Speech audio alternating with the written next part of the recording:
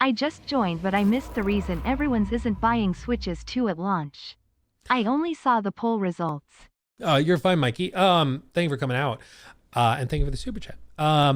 Basically it's that, quick rundown is that the Switch 2 is announced at $449. So it's about $50 more than most of us expected. Okay, not a huge deal, but surprising.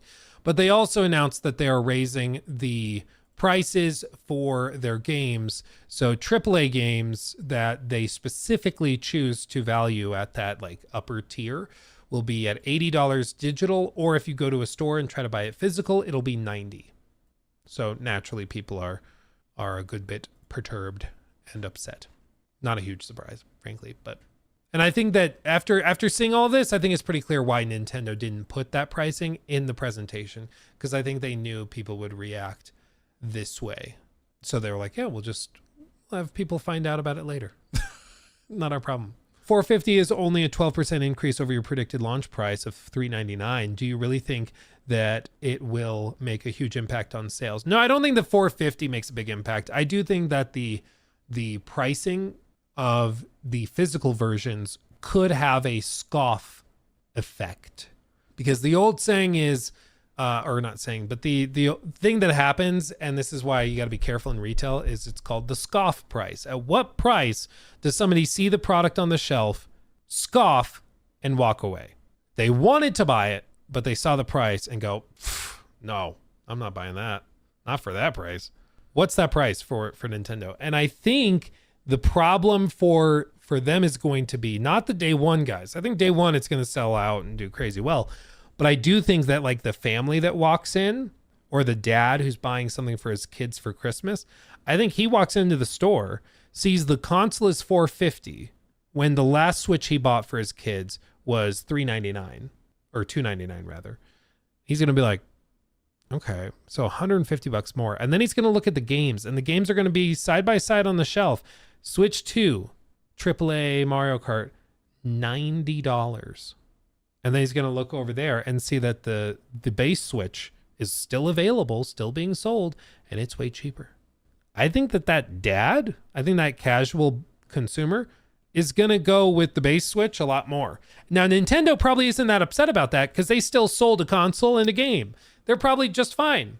But I do think that has an effect. And I think the $50 hike over what we expected won't have that big an effect on the hardcore gaming crew.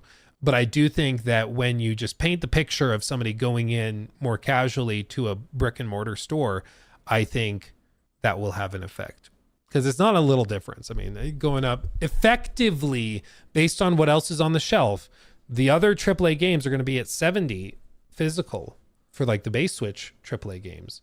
And then they're going to see like Mario Kart priced at $90. And I think that that's going to be jarring, so I do think that has an effect. But the hardcore enthusiast crowd, I think the enthusiast crowd will be fine.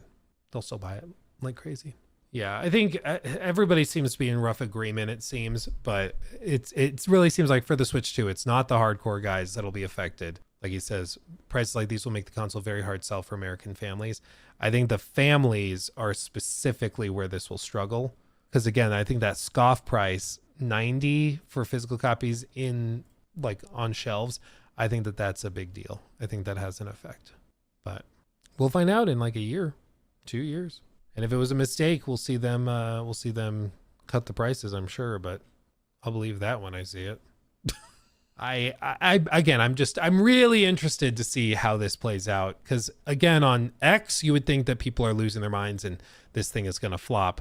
But then you look on, I think the pre-orders are probably going to do crazy well. I think all of that's fine, because again, I just think it's going to be the families, and I think it's going to be the more casual crowd. Serious thing for that one. I'm so tempted to have one, since my last Nintendo console was the Wii, and I missed a lot. But Nintendo is so consumer unfriendly when it comes to South America. I'd be lucky to get one at double the price. Yeah, dude. I mean, we looked it up even for Australia. It's going to be, with the Mario Kart bundle, it's like $700 dues. Like, that's insane. That's crazy.